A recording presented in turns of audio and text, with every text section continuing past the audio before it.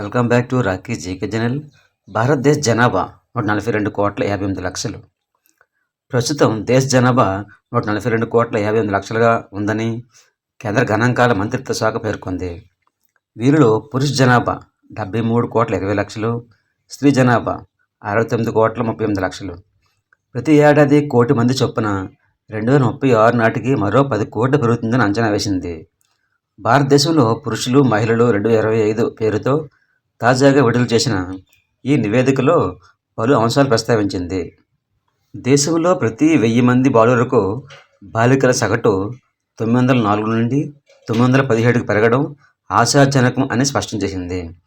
రాష్ట్రాల వారీగా చూస్తే అరుణాచల్ ప్రదేశ్లో బాలికల నిష్పత్తి సగటు అత్యధికంగా 1085, నాగాలాండ్ 1007, గోవా 973తో వరుసగా తొలి 3 స్థానాల్లో ఉన్నాయి.